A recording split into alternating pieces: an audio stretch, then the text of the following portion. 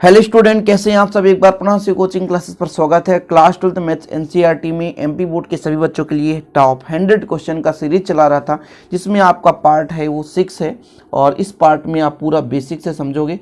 Video को अंत तक जरूर देखिएगा और शेयर कर दीजिएगा। इसके पहले के जो वीडियो हों आपको प्लेलिस्ट में मिल जाएंगे, आप प्लेलिस्ट विजिट करिए, वहाँ से आपको पूरे क्वेश्चन के सोल्यूशन मिल जाएंगे। शुरू करते हैं। आज का पहला क्वेश्चन है, देख सकते हैं, एक्स वाई और जेड के मान ज्ञात कीजिए ताकि सदिश ए एक्स आई प्लस 2j प्लस जेड के और बी वेक्टर बी है 2i प्लस 4j प्लस के समान है।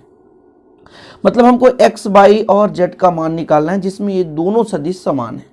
एक चीज़ आप नोट डाउन कर लो, यदि आपके पास दो सदिश हैं या तीन सदिश हैं, हालांकि दो सदिश में ही रहेगा, यदि दो सदिश हैं और वो समान है तब इतना क्लियर रखो कि उनके संगत जो घटक हैं, जैसे x का x के संगत, y का y के संगत, z का z के संगत, सभी में x y z होता है। जो आपका सदिश रूप होता है या 3 डायमेंशियल है, त्रिविमीय है, एक्स आई प्लस वाई जे प्लस जेड के रूप में होता है।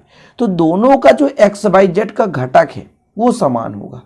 ये आप नोट डाउन कर लो कि आपके पास बच्चा लोग ए और बी दो सदिश हैं, उनके घटक यदि समान है तभी वो समान सदिश कहलाएंगे। तो शुरू करते हैं हल पहले क्वेश्चन का। आपके पास दो सदिश है, तो यहाँ पर आप लिख सकते हैं कि दो सदिश समान होते हैं यदि उनके संगत घटक समान होते हैं। ठीक है, यहाँ पर लिख सकते हैं दो सदिश समान होते हैं, दो सदिश समान होते हैं यदि उनके संगत घटक समान हो। क्या हो? समान हो। तो दो सदिश समान तभी होंगे जब उनके संगत घटक क्या हो? समान हो। अब यहाँ पर आप देखो a बराबर कितना देके रखा है, एक्स आई प्लस 2j प्लस जेड की। क्लियर। यहाँ पर आपका b बराबर है 2i प्लस वाई जे प्लस की। अब इसमें सिंपल है, घटक समान है, अतः आप लिख सकते हो क्या बच्चे लोग, x बराबर 2 है ना, इसका घटक बराबर है तो y बराबर 2 और यहाँ पर 1 होगा क्योंकि k के साथ कुछ नहीं है तो मतलब 1 है। तो यहाँ पर z बराबर कितना हो जाएगा? 1 हो जाएगा। बस सिंपल है।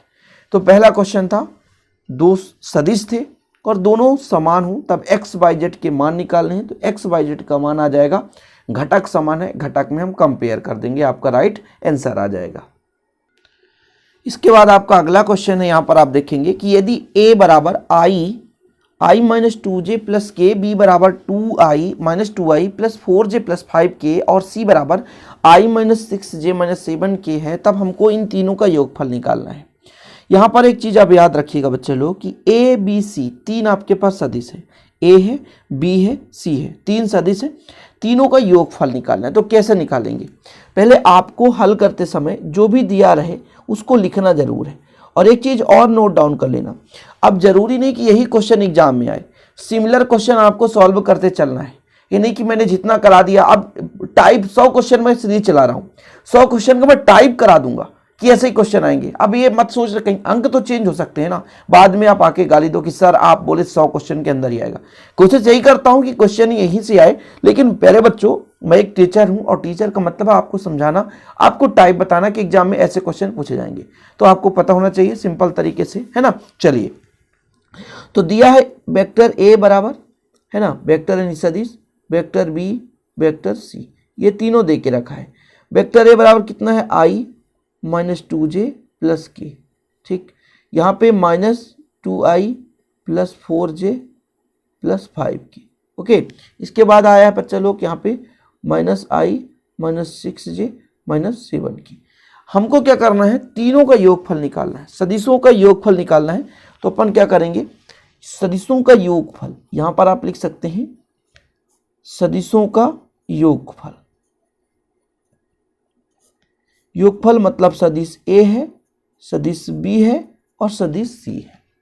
a का मान कितना देके रखा है जरा देखिए, i माइनस 2j प्लस की, ये a है बच्चे लोग, प्लस b कितना है, माइनस 2i प्लस 4j, है ना, प्लस 5k। ये आपके पास c का मान कितना है, i minus 6j minus 7k। ये देके रखा है, आई को आई से जोड़ना है, जे को जे से जोड़ना है, के को के से जोड़ना है। आई का मान यहाँ पर 1 है, यहाँ पर 1 है, तो 1 1 2 हो जाएगा, यहाँ पे -2i है, तो आई का तो काम ही खत्म है, आई का तो काम ही खत्म है। आपके पास जे बचा, -2 है और -6, -2 -6 8 हो जाता है, जिसमें से 4 घट जाएगा, तो -4 जे आ जाएगा। ठीक है, इसके बाद के है, 5 और 1 6 हो जाएगा, और 7 में घटेगा तो -k आ जाएगा। यही आपका आंसर है, यही आपका आंसर है 4j - k। 4j - k सदिश दे के रखे थे, योगफल निकालना है तो सभी सदिशों को सिंपल तरीके से जोड़ देना है।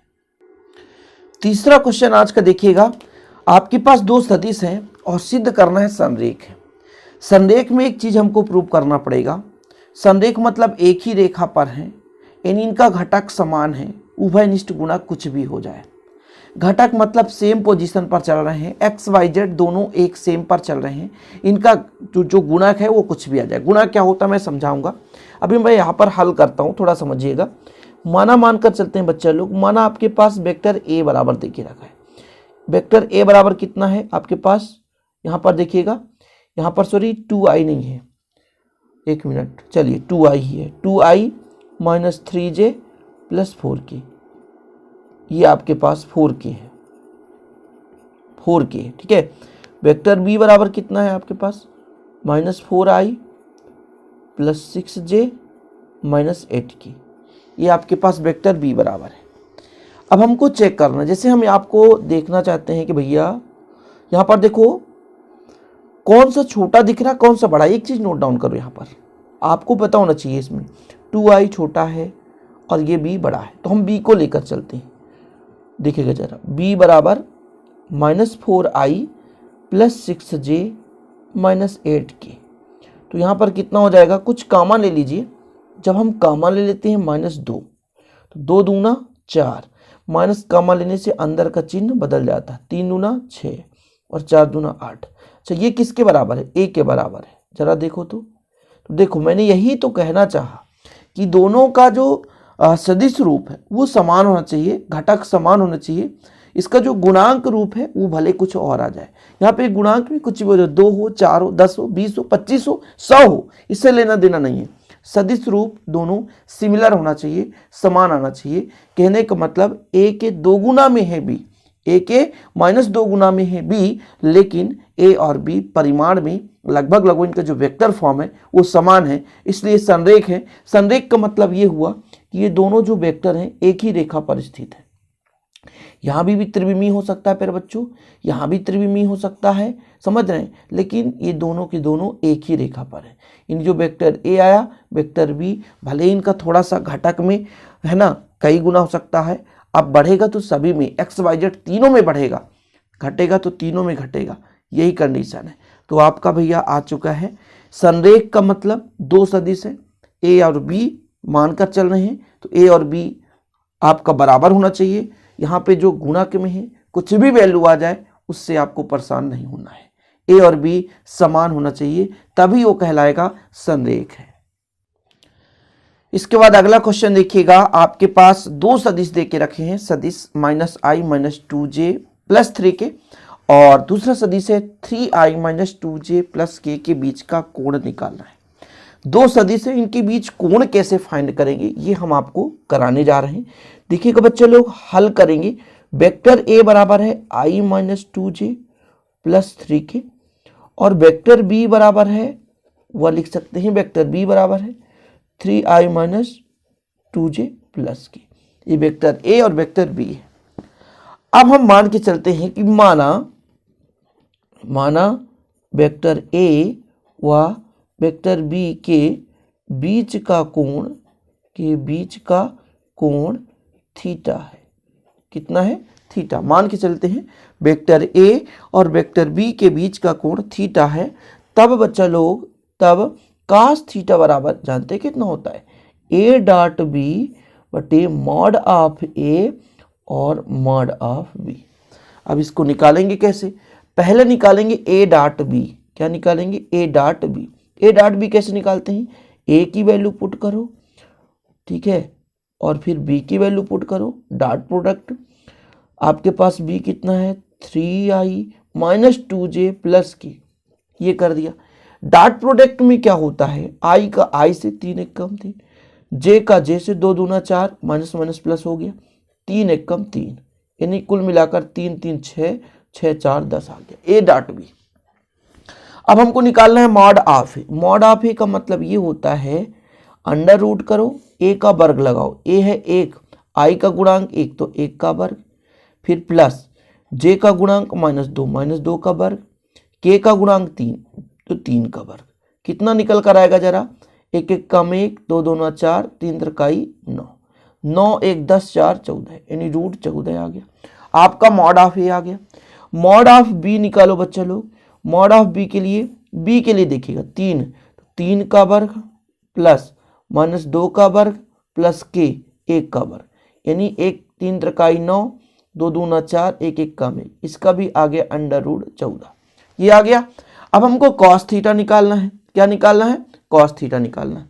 इसलिए कॉस थीटा बराबर हमने फार्मूला क्या बताया, A dot B, vector A dot B mod of A और मॉड ऑफ बी। भैया ए डॉट बी कितना आया, 10 आया, इसका मान कितना है रूट 14, और इसका भी मान रूट 14, यानी कुल मिलाकर 10 बटे रूट 14 का 14 से गुणा हो जाएगा बच्चा लोग, तो आपका 14 ही हो जाएगा। अब 5 से काटो 2 से, 2 पंचा 10, 2 सत्ता 14, 5 बटा 7। हमको थीटा निकालना है, तो थीटा बराबर निकल जाएगा, कास पक्षांतर होगा तो इनवर्स लग जाएगा, 5 बटे 7, यही आपका आंसर है। देख सकते हो बच्चा लोग, थीटा बराबर कास इनवर्स 5 बटे 7। ठीक है, ये आपका आ गया थीटा। दो सदिशों के बीच कोण निकालना था, सिंपल है, फिर से आप समझो। दो सदिश था, हमने मान लिया ए बराबर आपका एक सदिश हो गया, बी बराबर दूसरा सदिश हो गया, इन दोनों के बीच कोण थीटा रहा होगा, तो कॉस थीटा का फार्मूला होता है A dot B upon mod of A into vector mod of B. अब हमको पहले ए डॉट बी निकालना है। ए डॉट बी निकालते समय ए के जो भी आपके पास घटक है आई जे के, इनके जो गुणांक है दूसरे बी के गुणांक से गुणा करेंगे, आई का आई से, जे का जे से, के का के से, तो फाइंड हो जाएगा। मॉड ऑफ ए यानी अंडर रूट लगाकर बच्चा लोग x square plus y square plus z square, x by z का मान आई जे के गुणांक है, इस प्रकार से निकाल दोगे। फिर आप वैल्यू पुट कर दोगे और आपका कोण निकल कर आ जाएगा सिंपल तरीके से। बहुत सिंपल होता है, बस आप लोग थोड़ा सा कोशिश करें सॉल्व करने की, कोई भी कठिनाई नहीं रहेगी। हम मैथ में जितने भी वीडियो ला रहे हैं, जितने भी क्वेश्चन करा रहे हैं, सभी प्रश्नों को अच्छे से तैयार करते चलो। आपका 3 मार्च का एग्जाम पर बच्चों, 3 मार्च के पहले हम बहुत सारे आपके लिए वीडियो लाएंगे, बिल्कुल आप चिंता ना करें, अच्छे तरीके से हम आपको तैयार करवाएंगे। इसके बाद अगला क्वेश्चन देखते हैं। पहले बच्चों आपके पास दो सदिश देके रखा है, जिनका परिमाण भी देके रखा है, इस बार यानी मॉड ऑफ देके रखा है √3 और 2, और ए डॉट बी भी देके रखा है, मतलब सब कुछ देके रखा है। फिर आपको कोण निकालना है, तो ये तो सिंपल है। जैसे हम हल करने चले और आपके पास देके रखा है, देखिएगा परिमाण देके रखा है, क्या क्या दिया है वो चीज़ अपन कर लेते हैं। दिया है आपका mod of A, mod of vector A, इसका मान देके रखा है √3, व मॉड ऑफ बी, इसका मान भी देके रखा है 2। ठीक है, इसके बाद ए डॉट बी बराबर देके रखा है √6। तो फिर आपको क्या निकालना, तो फिर थीटा बराबर अज्ञात। हम भैया सदिशों का यहां पर अदिश गुणनफल देख रहे हैं, उस स्थिति में कॉस थीटा डॉट प्रोडक्ट अदिश गुणनफल होता है, ए डॉट बी बटे mod of B, mod of A और mod of B. A dot B का मान कितना है √6, ओके। आपका मॉड ऑफ ए √3, फिर इंटू 2। अब देखो भाई साहब कितना आएगा, इसको आप ऐसा भी कर सकते हो √2 और √3, √2 और √3, नीचे √3 है, ये √3 से √3 कैंसिल हो जाएगा। कॉस थीटा बराबर निकल कर कितना आएगा √2, और नीचे को अपन √2 का वर्ग कर सकते हैं, क्योंकि 2 है, √2 का 2 बार गुणा करेंगे तो आपके पास आपका 2 ही निकल कर आएगा। ये आपका एक √2 कैंसिल, 1/√2 आ गया। अब कास किसका मान है भैया 1/√2, बताओ 45 का मान, यानी कास π/4। कास से कास कट जाएगा तो थीटा बराबर निकल कर आएगा π/4। कितना आएगा π/4, ये आपका आंसर आ गया, बिल्कुल सिंपल था। थीटा का मान निकल कर आ गया π/4 यानी 45 डिग्री।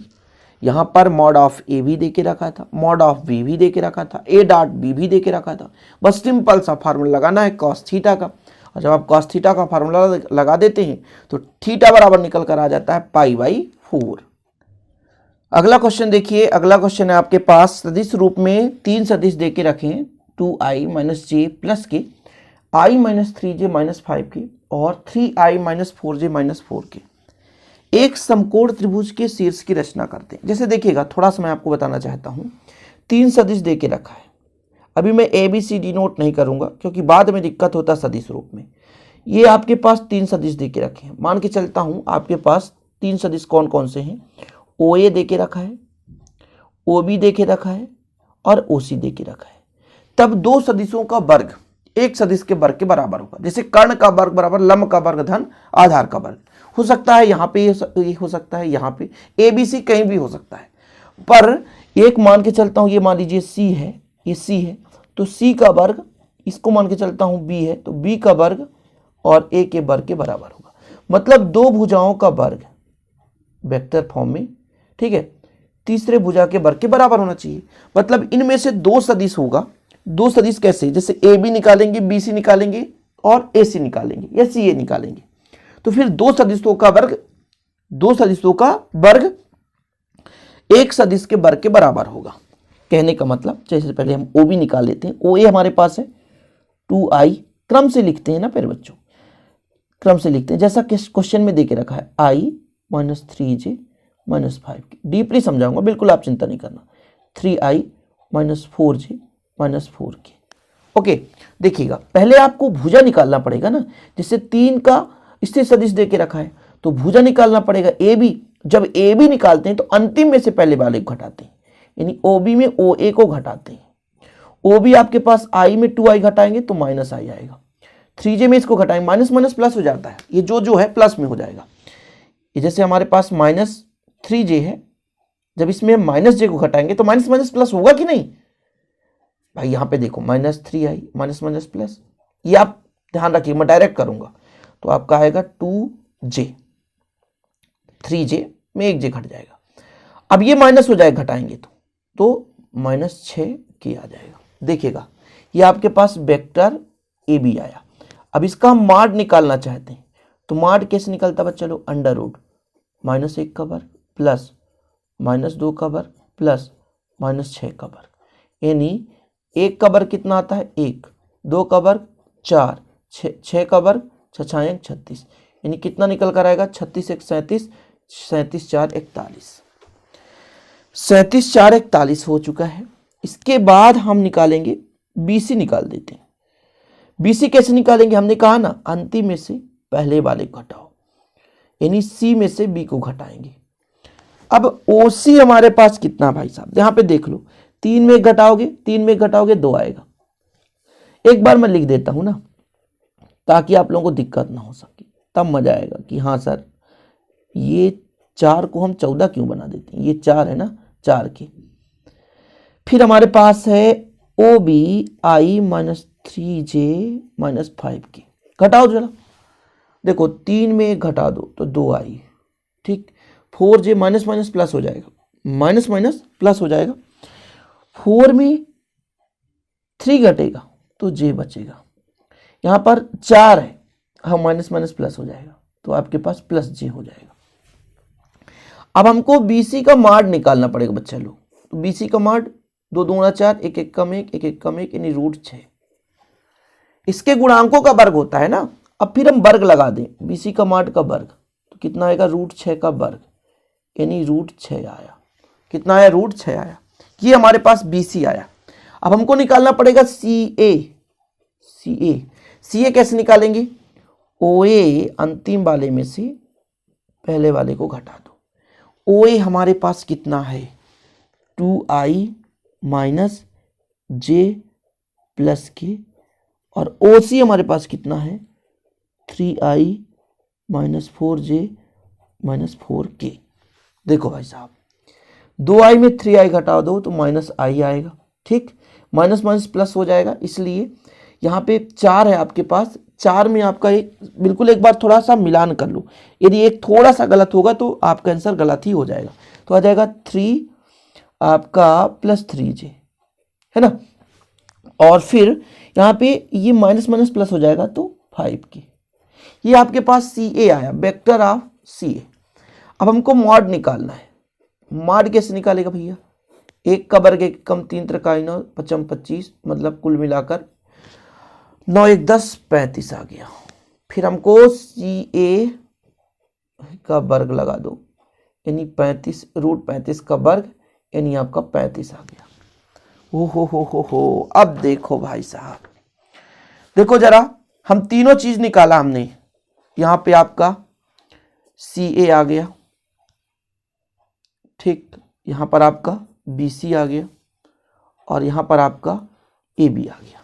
लेकिन हमने ये देखा कि AB का वर्ग जो है BC के वर्ग और CA के वर्ग के बराबर है, क्योंकि ये रूट 41 का वर्ग था, ये आपका पास 6 रूट 6 का वर्ग था, और रूट 35 का वर्ग था, मतलब 41 बराबर 41 आ रहा था।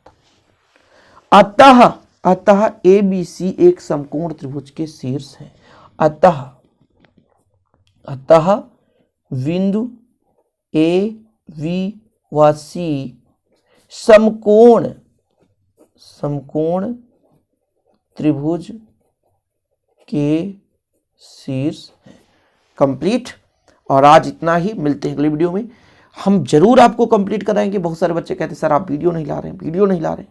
आपका टारगेट 3 मार्च 100 क्वेश्चन मैंने कहा था आपको, 3 मार्च के पहले 100 से 150 क्वेश्चन में कराऊंगा, ये मेरा वादा है।